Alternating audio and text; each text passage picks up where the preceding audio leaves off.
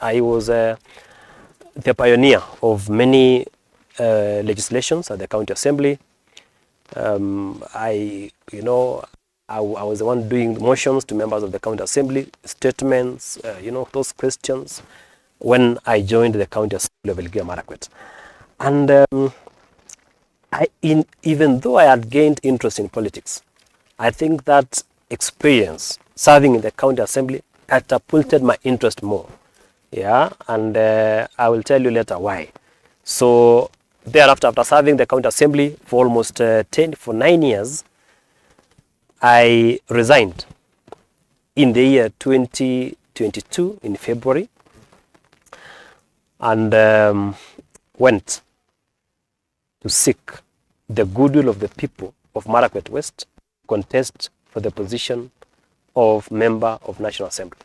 And I sincerely, from the bottom of my heart, thank the people, the great people of Marakwet West, despite the challenges that we will highlight later, that they elected me overwhelmingly via an independent ticket to be their member of National Assembly. It is something that I am very proud of. Ukaenda kuvaa na independent. What yes. happened? Now, what happened is, of course, as any other candidate, there is a presumption in, for example, this region, at that time, that you would not be elected to parliament. You are elected through UDA.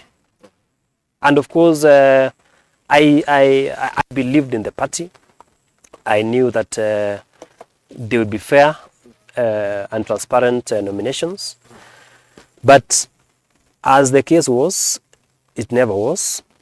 And the entire process, in my own, and when I retired to write a book on my political journey, the experience of the nominations will capture or will appear in a full chapter. Because, yes, I can tell you, my brother Sambai, that we had challenges. The process was not fair, was not transparent, was not credible, and that is why, at the final, when I went and contested as an independent candidate, the difference, the person that won the nomination won by a margin of 500 votes. But when I contested through independent ticket, the margin was over 10,000. Can you imagine the difference? So, meaning apparently there was a problem with the nominations. But be that as it may, I appreciate, because the people saw the injustice that was there, and the same was addressed in the final elections. Yeah. So you have to Yes. Yeah. Let's say I practiced for some period of time, and then of course I worked in the county assembly, and then now the people of Marakwet West employed me to be the member of parliament. Sasa Yeah. ukakuwa mjumbe. Yes. Sasa umevaa na independent ticket. Yeah. How did you experience being a member of parliament? One, somebody, is that you must love your job. You must. It is not easy. There are challenges that comes with it, but you must love your job as a member of parliament, because one is a private life where you come from work at 5 p.m. you go home, you go and relax with your children. This one you must sacrifice, because working for and on behalf of the people that elected you. People need electricity, people need water, people need fair disbursement of bursary, people need to create employment in a way. So you are committed to the work that you have been elected to do, and it is not an easy job. But I thank God for the grace that we've been able to have and to serve the people. And of course, there's a lot of criticisms in the work that you do, but you have to work hard and push for what you believe in. Tumeona fanya kazi mingi kule in Marakwet. Yeah. Unaweza tuambia what are achievements, notable achievements umeachieve as a member of parliament? The things that you are, the people of Marakwet West ask you to negotiate for them. First of all, somebody, a member of parliament, constitutionally, under the constitution, is elected to perform 3 key duties. One is legislation, to go to parliament and bring a legislation before the National Assembly, or bring proposals to amend a statute before the National Assembly, and also to ask questions, to raise statements, to bring a motion to the House. That amounts to legislation. Number 2 is oversight. Oversight, to ensure that a member of parliament, you oversight without and I will address it for you, because so that you understand what oversight means. Sometimes people imagine that if you perform your oversight mandate, then you are against the executive. It is not. A member of parliament is elected to oversight the executive. Number 3 is representation. A member of parliament, because one, there's something called a social contract theory. If you read a book by Thomas Hobbes, that a certain people regrouped and surrendered their powers to an individual to speak for and on behalf of them, to represent their views, their opinions, before the National Assembly. That is why when there's a problem in a particular constituency, the person who is entitled by law and the Constitution to represent those people is an elected representative. So that is purely, that is the one of a member of parliament. And there is a problem in this country, Sambai. One is many people still live in pre-2010 constitution. Before the 2010 constitution, a member of parliament in this country was very powerful. Before the 2010 constitution, a member of parliament was very powerful. One, he was only elected representative in constituency. But after 2010, in every constituency, there's a governor who is elected within that constituency, even though he is a county leader, but is elected within that constituency. Number 2, we have a senator who is elected within that particular constituency. We have a woman representative, what we call a county MP. We have an MCA.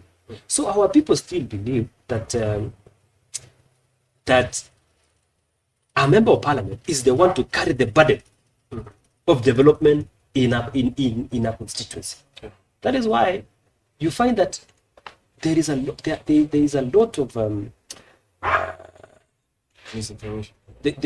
Our people still regard a member of parliament even as more powerful than a governor at some point. You can imagine, because they are still living the pre-2010 constitution. So, but to answer your question, one, after the UDU nominations, I say it as a member of parliament, I must be transparent and accountable in whatever I do to my people. To start with, on the issue of bursary, CDF. CDF is a very important fund in this country. A very important fund in this country. So I made sure, for example, the issue of bursary disbursement in my constituency. In fact, the other day we had the report of the Auditor General. It gave us a clean bill of health that Marakwet West is one of the most transparent constituencies in the disbursement of bursary. Now, to me, a strategy. One, we made sure that we go to every sub-location. Our team will go to every sub-location, and in that sub-location, we have divided the money equally and equitably. So ukienda mahali sub-location, unaambiwa Korongwe sub-location, muko na pesa yenu 680,000. Muende hapo mgawe. So wakienda pale wanagawa according to the number of the villages and those who are entitled to get. You know, those who are vulnerable. Yes. What happens to kama kuna for example a sub-location, for example I can use huko kwetu. Yeah. There is a sub-location unaweza pata people are not that bad. Then unapata kwingine watu wengi sana wako chini. One is we have a data of the number of people in the sub-location. So we give the bursary depending on the size Yeah, we have a data, the size of the village, and of course the number of the people, the population in that particular village, so that kama ni tunapeana hii 480, another one 360, another one 500, another 700, depending on the population. That is the fairness that we've introduced. And today, we have not had any complaint in terms of disbursement of bursary in my constituency. Number two, we give scholarships. I that there are people within the constituency who cannot afford to pay school fees for their children. So we have 58 sub-locations in my constituency. So what you said, we gave one scholarship per student in the sub-location, and they are now doing very well. Some are in Form 3 and they are doing very well. We examine results each and every time to see their performance in their constituency. Now, of course, in terms of projects, when I realized that some of our structures were dilapidated. Yeah, they were not in a very good condition. So right now, we are trying to do some renovations to structures that we think they are still firm structurally. So tunafanya renovation. Ukiona page yao, you will see the kind of work that we've done for renovation. Yeah. We are doing some very good work in Marakwet. I told my people Samba ya kwamba mimi nikimaliza hii first term, was kuna ile nyingine nikimaliza ya kwanza nikimaliza hii ya kwanza sitaki kuona madarasa ya mabati na matope. They are still there, unfortunately. Now, we cannot blame anyone because maybe there were challenges in the previous administration. We had one ward ambayo ilikuwa na challenges, lakini tulisema. So I was saying before I lose the point, ya kwamba nilisema kwamba nikimaliza hii term ya kwanza before tuende ya pili, class ya matope, bawa na mabati tutakuwa tumengoa. And I told my people juzi, you know, there are some people Sambai wakiona mbunge mwingine majenga ghorofa amefanya nini, wanasema wewe mheshimiwa wakili, wapi ghorofa ya Marakwet West? I told my people, please, we have to be patient. I can go vertical, whereas bado kuna watoto ambao wanafagia asubuhi, wanachukua maji wanaweka chini. There's a lot of dust in the floor. I told my people, one, let us go first horizontal to cover all the areas. Tuweke classes zote tiles, tuweke roof nzuri ambayo watoto hata wanafunza watanyeshewa, so that they can be comfortable. And that is a kind of tutakuja kujenga ghorofa kwa ile miaka 15 ama 12 kufika mbele. Tutainua ghorofa, lakini for now we want our learners to be comfortable. Tuko na challenges kwa mambo ya STEM. And the problem, and let me tell you Sabai, every constituency in our country iko na shida STEM. Hakuna raia ali STEM. Yes. Now that is why at some point ile finance bill ya juzi, although Wakenya walilia sana, lakini ilikuwa na kitu nzuri. It had something good. Mambo ya ilikuwa tumeweka 50 million kwa mambo ya stima. Hiyo ndio ilikuja in the form of last mile connectivity. Yes, ilikuja kama in the form of last mile connectivity. But unfortunately we lost baada ya maandamano, which is of course Kenyans have a right to go to the streets to picket, but we lost that 50 million. And my proposal is this, because hii stima is still under fully Ministry of Energy. Sasa ukitaka stima either yako kwa budget, ama uende upigie magoti upie wanayo na beta tafadhali nipe tu one village, nipe project moja ya stima. We want, there is a very good proposal by Karole Mondi, I think MP wa Super South, if I'm not wrong. Karole Mondi has given a very good proposal on mambo ya budgeting. Akasema we want to budget money to go to constituencies, so that I am sure kwamba this time round Marakwet West is getting 100 million ya stima, is getting 100 million for water, is getting 100 million for education. Hii mambo ya kwenda kupiga magoti sisi tumechoka.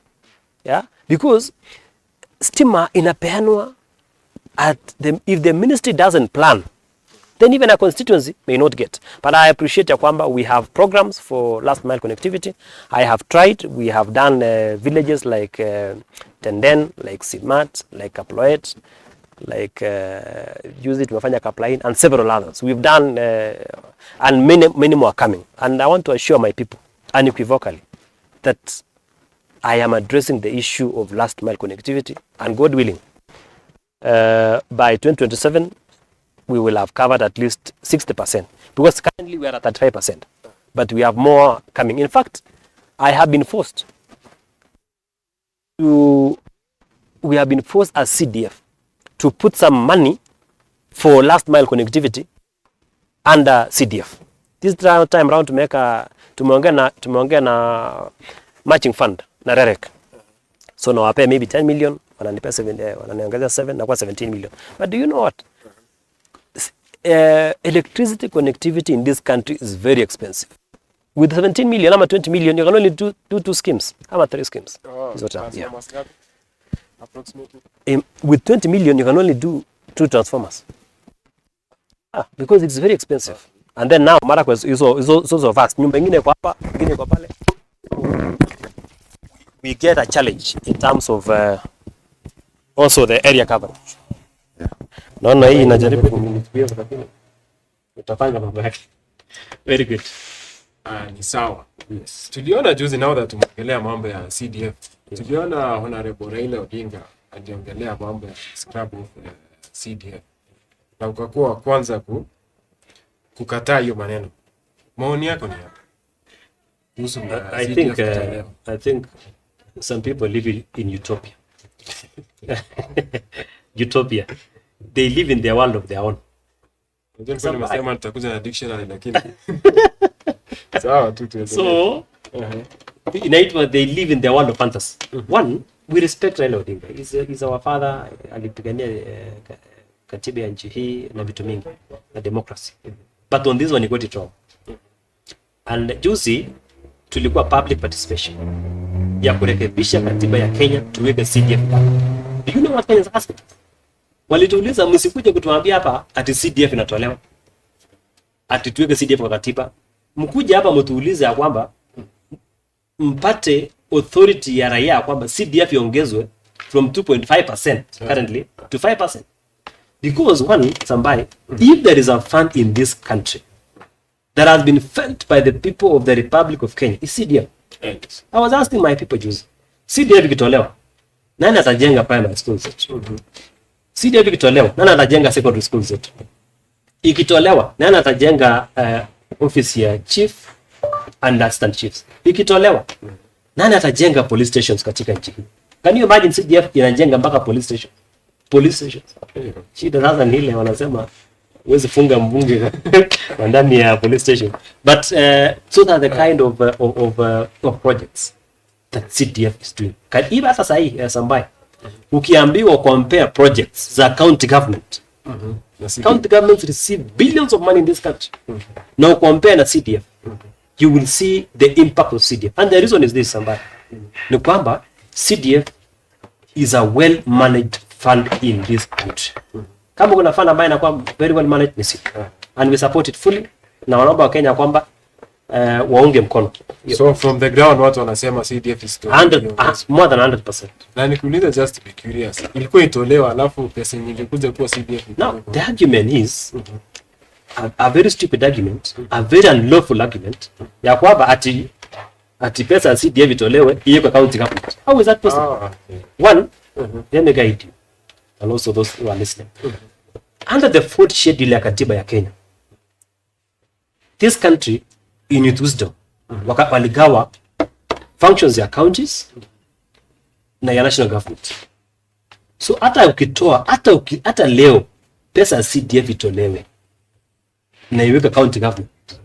County government cannot use that money because they cannot perform national government functions. So mshirika kwa county itawatagawa sasa iende kwa MCs. Itaenda kwa MCs lakini haitafanya primary schools, haitafanya secondary schools because it's not a function of the national government. But also this, ikitolewa pia, it will compromise the independence of parliament and the independence of national assembly. Kwa nini?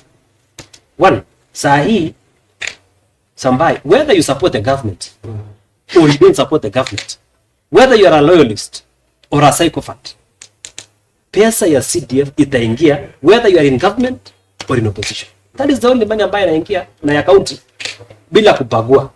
Now ile itafanyika ni hii pesa ya CDF ikitolewa na iwe kwa government. One, ukitaka kujenga primary school, wanasema kwanza Timothy alipiga yes ama no. Kama ulipiga no, utapata pesa. Unaambiwa bunge wewe lazima ufanye hivi ndio upate development. My friend. Ile yenye Gachagua alisema shares. Maybe something with that one. So we don't want to go that direction. Tumetoka hapo kwa nchi where you must be aligned to upate development. We want a fair country. Now, fair. How do you survive as a With hii mambo unajua sasa hivi tumeona ni two parts. How do you maneuver as an independent candidate? Uko wapi? Unasimama wapi?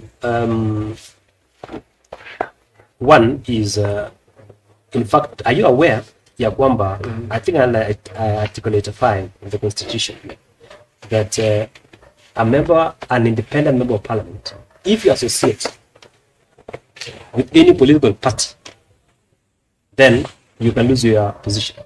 You can actually, someone can petition for your removal as a member of parliament by associating. So, one, in fact, Sombai, I have been reading the Constitution, and this is the Constitution of the Republic of Kenya. There are two documents I cannot travel without. Ya kwanza ni katiba ya Kenya. This is the supreme law of the land. Hata nataka nitakutafutia kama. Asante sana. Ukishikwa na polisi na kuambia kwamba uko na makosa, unafungua tu article 50, the right to fair hearing. Unamsomea hata anasema waenda tukutana huko mbele. Ya pili ni Biblia. Yeah, those are the two books I cannot travel without. The two documents I cannot travel without. So, in fact, in my argument, and I will, when the time comes, I will write a book about this. To secure the independence of Parliament, let all members of Parliament be elected as independent members of Parliament. That way, there will be no compromise. You cannot compromise a member of Parliament who has free conscience in his rightful mind if he's elected on an independent ticket. Sometimes, by the way, you see, one, you are a member of Parliament elected on a UDM ticket. You are a member of Parliament elected on an ODM ticket.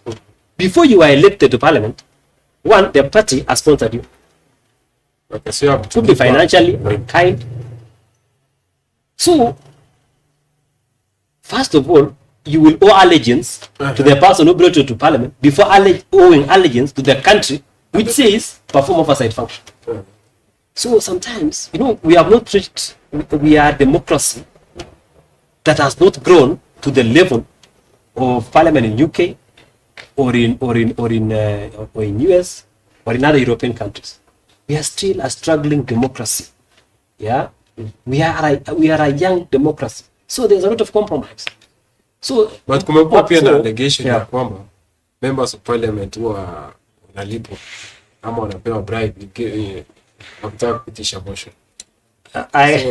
Hiyo hata ukue UDA. No, I cannot confirm that. What I can confirm is there is intimidation. One ya kwamba if you don't toe the party line, you will be subjected to a disciplinary process. Yeah. That of course compromises oversight of a member of parliament. Ukiambia wewe ukipiga kura hivi tutakutoa kwa chama. Ukifanya hivi tutafanya kwa chama. So unataka mbunge afanye. Mbunge anasema acha mimi nichunge.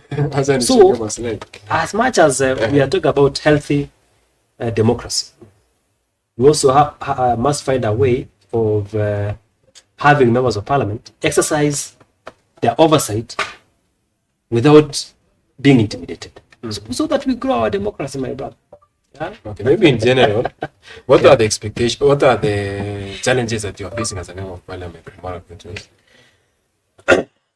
One is, first of all, this country, there is deficit of integrity in the Republic of Kenya. Deficit of integrity. And in this country, the hardest thing is to exercise your freedom of conscience.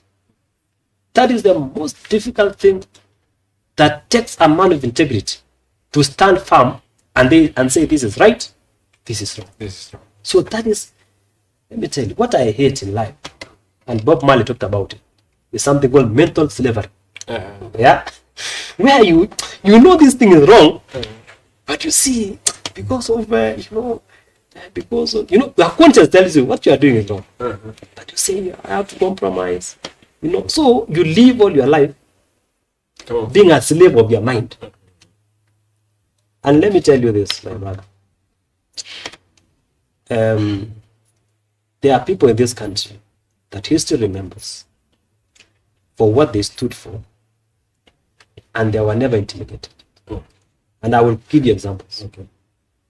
Today history, if you Google here, Google Chelagat Mutai, who was I think the former MP for Eldoret, North.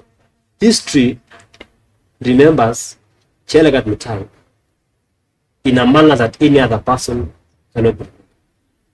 Google Jean-Marie Seroney, the former MP for Nandi North, who was at some point, I think was the Deputy Speaker of Parliament. History remembers him for what he said in Parliament. Tunaona Chelagat Mutai. Yeah. What does it say? Philomena Chelagat Mutai was a prominent female Kenyan politician and human rights defender, known for her bold utterance in and outside Parliament. Bold utterance. Google Jean-Marie Seroney. John? John is Jean. Kumongeleza dictionary hapa. Niliona mabuza ya constitution nikaona mambo ni kama Google Jean-Marie Seroney. What we will tell you? Jean-Marie Seroney.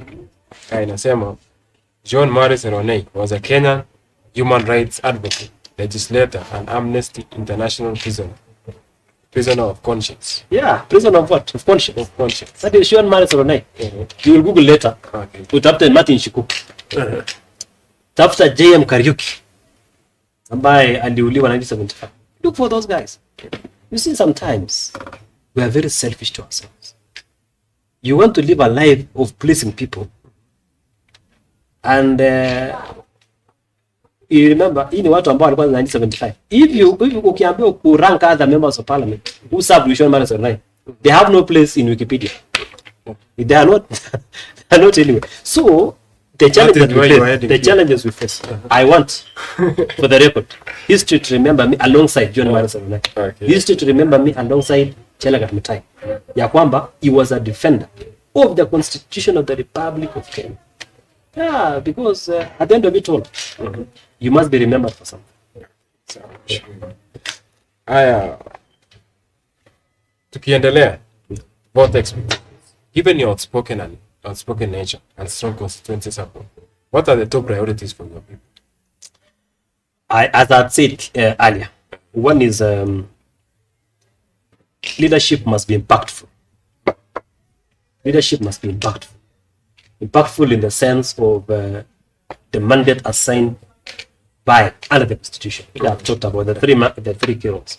Of course, also leadership in terms of development. You must also be ranked in terms of what you've done for your people. And development cannot be achieved overnight. William Ruto was the MP for Eldoret North, the current president, a man that we admire for his resilience and having risen up the ladder, was the MP for Eldoret North. Yes. From 2002. From 97. But through his development record, the people of Eldoret North loved him, and he was elected as our fifth president. So it is not something that can be done overnight, but leadership must inspire, must inspire young people that that we can achieve certain impossibilities. Yeah.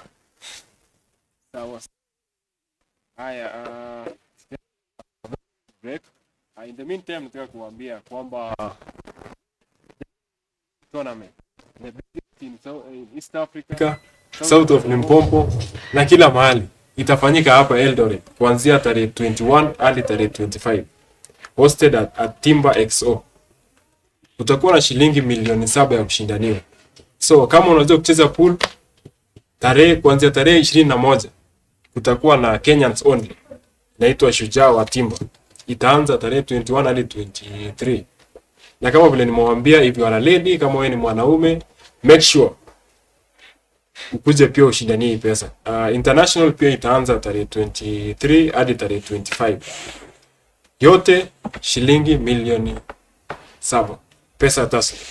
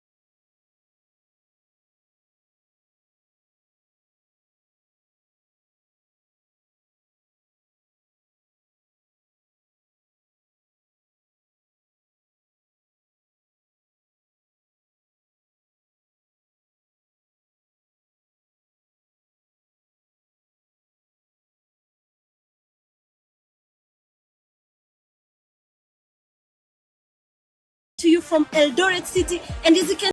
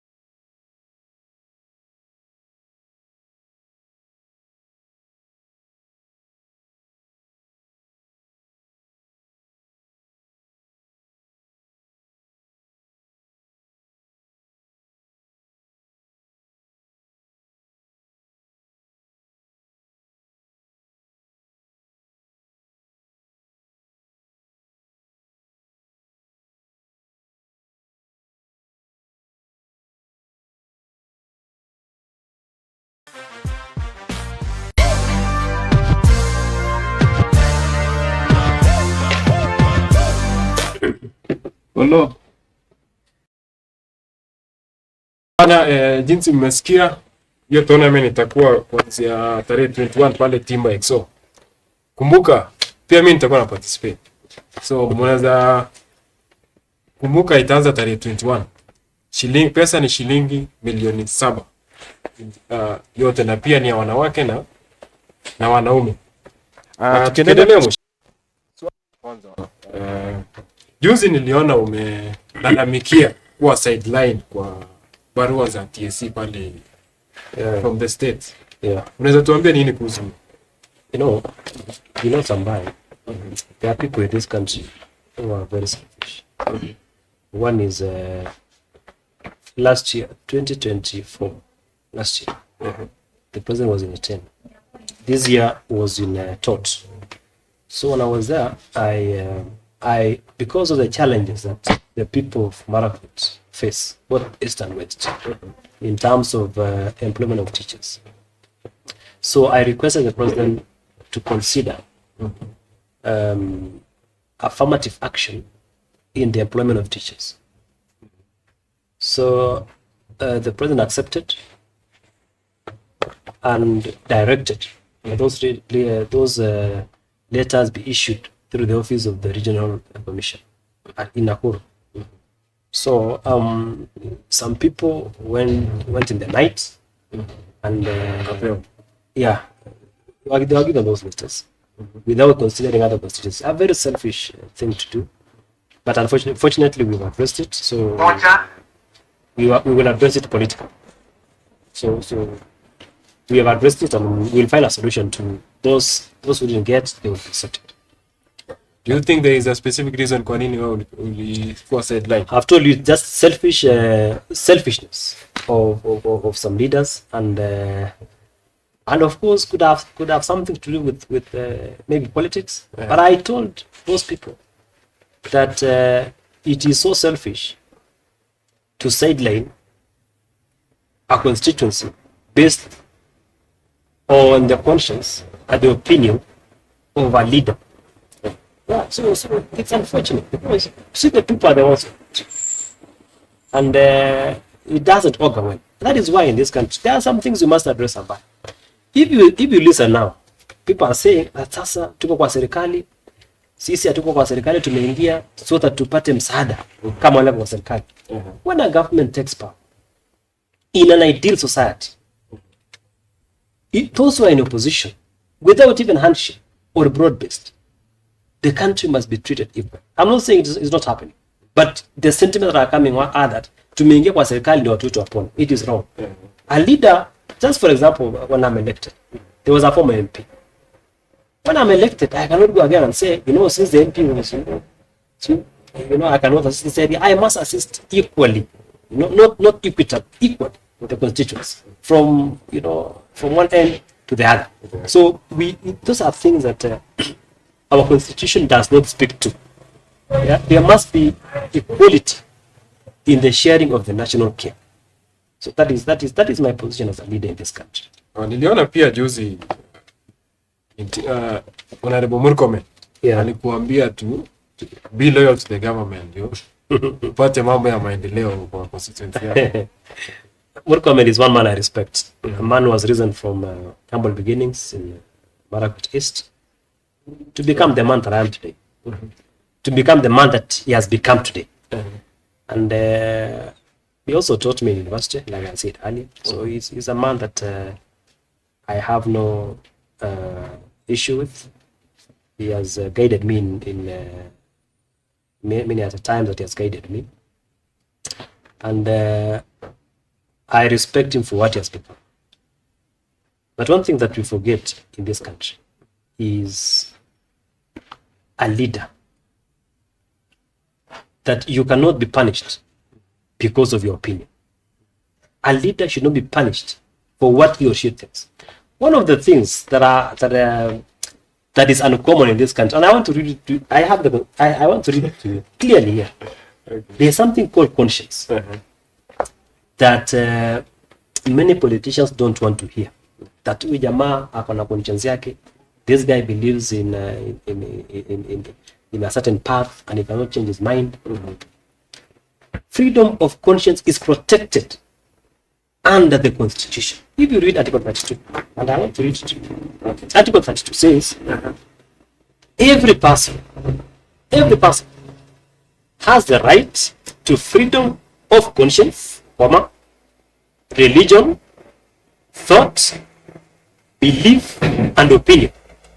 These are not my words. These are words of the Constitution of the Republic of Kenya. That every person, actually, it is so important. It is a very important fundamental human right that it has been anchored under the Bill of Rights in our Constitution. If you read also Article 27, Sambai, it says on equality and freedom from discrimination, that the state shall not discriminate directly or indirectly against any person on the basis of, among others, conscience, belief, and many others. So, conscience is something that lacks in this country, Sambai. So that in as much as someone says, you must be like this, you must be like this, abandon your conscience, I have a problem with that, sincerely speaking. I believe that conscience runs the nation. If a thing is right, it's right. If it's wrong, it's wrong. So wewe kama una feel hapa ni mbaya, utasema I cannot be a victim of mental slavery. Huwezi fungwa kamba mguu. I will pay the highest price for that. There is also rumors that wacha niulize hivi. How is your relationship with the Kapseret member of parliament, Oscar Sudi? And what do you have to say about rumors that I'm a sponsor? Akona project. Akona project in the Marakwet West. No, you see, Oscar Sudi is a good man. Oscar Sudi has inspired so many young people, especially those who didn't attain the highest level of education. And Oscar has admitted ya kwamba yeye hakusoma sana. It is on record. But yeah, anasema yeye ni mkarabati. And true to it, he's a man who has risen from grass to grace. Being a matter to a tout, he has risen to become one of the top politicians we have in Kenya, and a street businessman. So he's a man that I deeply respect.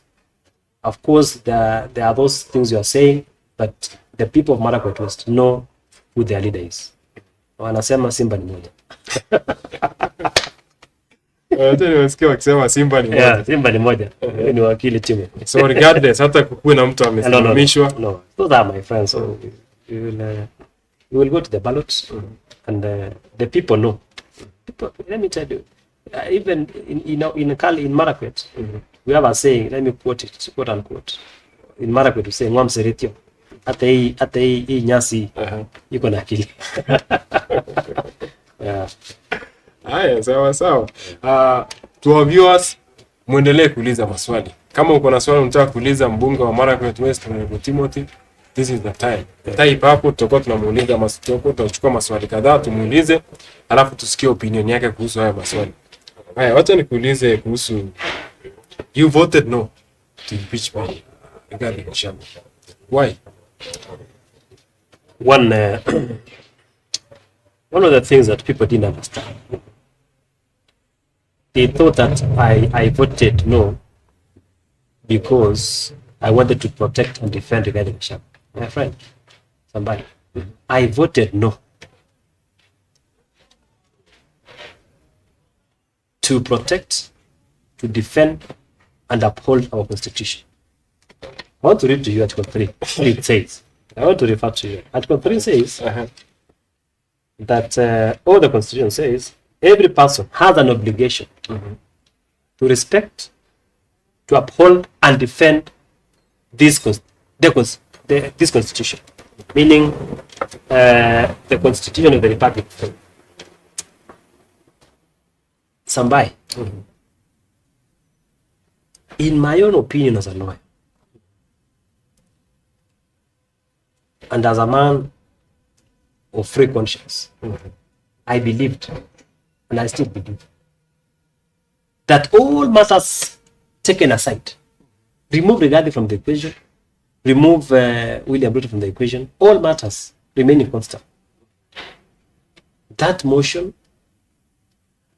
was frivolous, was vexatious, was null and void from the beginning. Lakini ni kama pia ulisikika uki-apologize. No, you see what happened. So first of all, I didn't believe in the substance of that motion. And even if it was my worst enemy, somebody, I would not have voted for it. And I have lived today to celebrate the decision I made, because I know I made the right decision at that particular period in time. And let history record. And I've said, let history record that I didn't agree with that motion. With the substance, legally speaking, interpreting the constitution. Because one, we set a very bad precedent. We lower the threshold for impeaching a leader at the level of the deputy president at that time. And that thing may come to haunt this country even the next 50 years. Saying, you know, why are you raising the threshold for impeachment, yet you lower the threshold for impeachment at a particular period in time? So it is something that I read the impeachment motion, I read the grounds, and I was satisfied. It has nothing to do with the person of the deputy president at that time. So I think it has everything to do with the constitution of the Republic of Kenya that I protect, that I sought to protect, to defend, and to uphold. It has nothing to do with them. If it comes today in the same manner, even for any other person, even for my worst enemy, and let me ask you something. If, for example, this thing, the matter is still being adjudged at the High Court, what if it comes out in the future that it was not done procedure, that the impeachment was against the constitution? You know, it will embarrass Parliament. It will embarrass even those who voted. So my opinion remains the same, that it has nothing to do with the former deputy president. It has everything to do with our constitution. Kuna pia mtu ameuliza hapa kuhusu now that we are talking about Gachagua. Ameuliza, recently the Court of Appeal declared the empanelment of 3-judge bench by Deputy Chief Justice Philomena Mwilu to hear his impeachment case against Rigathi Gachagua. You see, Sambai, those are the things I talk about. They rushed. This thing was rushed, and now the Court of Appeal has said. The Court of Appeal has said that the decision to empanel the bench by DCJ was not in accordance with the law. You know what that means? Unless that decision is appealed, someone has already gone to has filed a petition before the Judicial Service Commission for the removal of the Deputy Chief Justice. So those are the kind of in Sambai, we must respect our constitution. We must defend our constitution. That is why, if there is an arm of government that we must protect in this country, Sambai, is our judiciary. Our judiciary is the heart, is the soul, and should remain conscious. Remember, during BBI, we would have amended our constitution were it not for the Supreme Court to say the process leading to it was illegal. Were it not for our courts, we'd have had issues with the elections. We respect our courts. That is why, during election petitions, when they make a decision, we say we disagree with the decision, but because we respect our constitution, we respect the decision, but we disagree with the outcome. Yeah, we respect the decision, but we disagree with the grounds for giving that vote. Kumekuwa na vitisho pia kutoka kwa CS ya kushika Gachagua. What do you think about that? No one is above the law in this country. No one is above the law. If there are grounds for the arrest, we have a free country, we have a democratic country. If there are grounds for his removal, for the arrests, then of course let the law take its course. Let the law take its course. If there are grounds, if there are no grounds, then the courts will determine. Haya, kuna mtu anaitwa hapa Beatrice ameuliza, kuna wakati aliongelea mambo ya Chebara, the state of Chebara. Amefikia wapi ama iliingia nyasi? That is I made a statement that most people misinterpreted that decision. I made a statement with regard to Chebara, but we appreciate this Thursday. My team was in Chebara institutions with the contractor, and we thank God. Those are projects that have collapsed Sambai since 2022. I mean 2012. That project was abandoned. The contractor abandoned the site because they were not paying. There was some mismanagement of funds.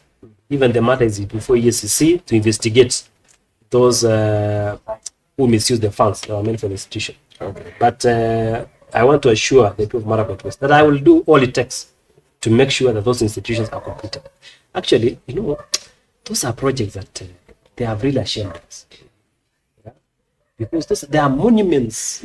They are looking like monuments. But I thank God that we've already the process has started, and we hope very soon that we will complete it. And I thank His Excellency for the order that he made that those projects be completed. Kuna mwingine anaitwa Yatich Zef anauliza kindly enumerate development initiative across around world. Tulikuwa tumekava. Yeah. We already covered. We have a lot of projects for CDF projects from one end to the other. For example, there's a school called Koitilia that has not been given any CDF funds. We are doing. We are completing a dining hall there. We are doing a dormitory of allocated money, which is starting very soon. We have a school. We have many schools there that we have a lot of projects for CDF along the entire roadway. In fact, I'll be going there to launch electricity connectivity in Koitilia, and I'll be doing a tour of the world to launch the projects that we have done in that area. There's a school called Kapkata High School that has told for long, but we got some funds around 4.5 million. We'll be finishing that story build. Okay. Yeah. And also we've also put money for city. Swali lingine mtu anauliza, included in your manifesto was an element of quarterly peace meetings along Kerio Valley. How many meetings has he conveyed this far? We thank God that first of all we have stability. There were issues between in Aror ward when I took office, and I thank God that so far we have had relative peace in the part of Marakwet West, and we thank God, and we will be convening those meetings when need arises. How has he pushed for remuneration and welfare for our NPR officers? We have done that. In fact, I even brought a statement in Parliament that was responded to by the chairman of Interior in the House, and as we speak, recently they were paid their remuneration, and we are very happy. Those the NPR in Marakwet West, even East, are doing very well, and they are being remunerated, and I'm very happy about that. Mwingine anaitwa Jonathan anasema sisi tunatambua Simba ni mmoja. Wengine unasema mimi siwajui. Uliza mambo ya TSC letters, tumongelea hiyo. Uliza wakili, kuna project ya stima iko complete but kufunguliwa imekuwa muda. Sasa kuspecify.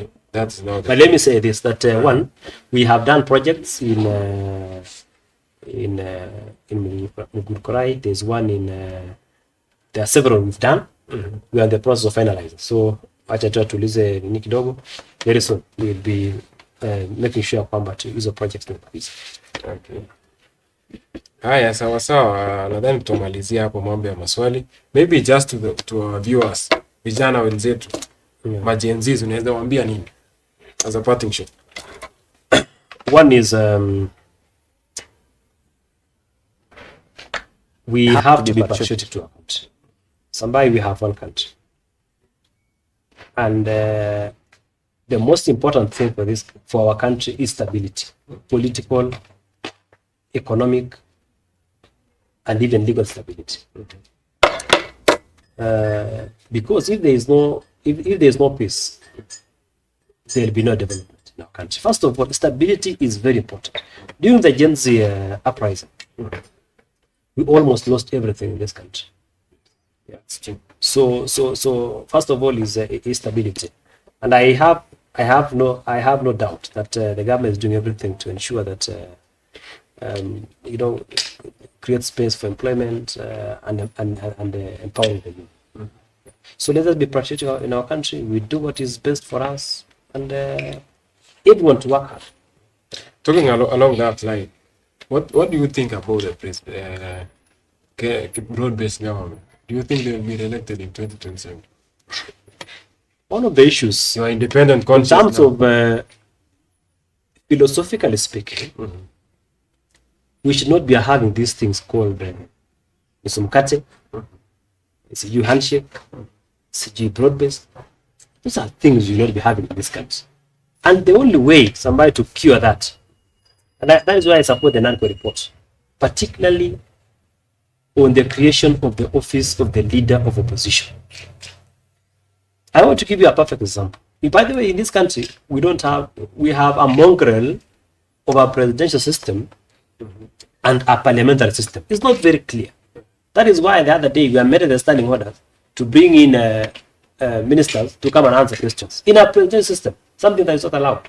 Yeah, but because it is not working so well, that is why we had to amend the standing orders to bring in an element of ministers coming in to answer questions. But if you interpret the constitutional objective, that thing is illegal. So one, to address the issue of broad-based future handshake, let us amend the constitution, create the office of the official leader of opposition. Let that leader of opposition be nominated or sit in parliament as the leader of opposition to be able to ask the government questions at the floor of the house. The problem we have is this. One, you have William Ruto, who was won by a margin of 200,000 votes. Sorry. You have a president who was won with a difference of 200,000 votes. You have number two, who is commanding a superior number of people who voted for him. That person will not govern peacefully if that person is not well taken care of under the constitution. So ideally, in working democracies, let that person who is number two be the leader of opposition. Let him have his shadow cabinet, wacha akae bunge, akuwe na wabunge wake, and let them also, that office should also be given money so that that leader of opposition can be able to oversight the government with some certain resources. Now I could be a basically. Yeah, certain resources so that we have an effective country. Currently, as we speak, there is no opposition, and the opposition is very important in any democracy. An opposition is to critique, to check the excesses of the executive, to avoid something called tyranny. Yeah, because if you have a president who is a dictator, we have a very good president, by the way, William. I can tell you that for a fact. We have a very good president who actually respects, upholds, and protects the constitution. But that time will come. You know, by the way, what we have now is a winner takes it all democracy, where the winner takes everything. If in future, in the next 10 years, you have a president who is a dictator, this country will go to the dogs. You have someone who say, we cannot hear anything from the opposition. I don't want handshake. We cannot share power. My friend, it will be chaos. It will be chaos. So we have to look for a way. That is why what President Ruto did is trying to accommodate the opposition. Because, you know, there's no place for Raila Odinga under the constitution. And, you know, he still commands support, some following, some numbers. So it was a way of accommodating him into government so that, you know, government can be able to deliver on its mandate. Yeah. Sawa mheshimiwa, wacha tuachie hapo kwa leo. We appreciate you kwa kuja. And we're also looking forward to having other members of parliament to tuchambue mambo ya maendeleo across the Rift Valley, maybe the South Rift. Yeah. So to our viewers, asanteni sana. Always keep it low on every Sunday at 8 p.m. So at the Arena Show. Thank you so much, Sambai, for hosting me this evening.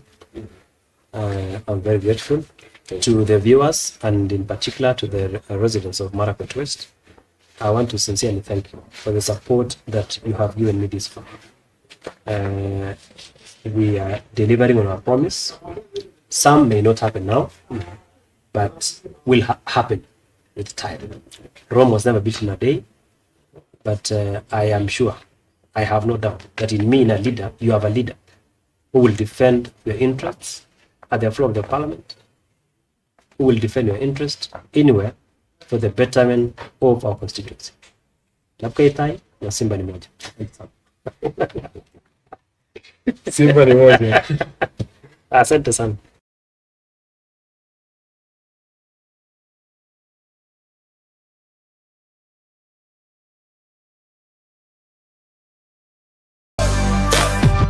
Hello everyone, my name is Kerucha the Pool Queen, and when you see me, you know I have some good news. I'm coming live to you from Eldoret City, and as you can see behind me, I'm at Timber Expo. This coming week, on 21st to 25th, Timber Expo is hosting the biggest tournament ever hosted in Africa, with a total prize fund of 55,000 USD, which translates to 7 million Kenyan shillings. Did you know Nezomoka na kucheza pool? There will be 48 ladies playing for Shujawa Expo, 192 men playing for Shujawa Expo, and then there will be the international category, which will also have 192 men playing. Make your ways here to Eldoret City. Timber Expo is waiting for you. There will be good service, good music, good vibes, great action on the table.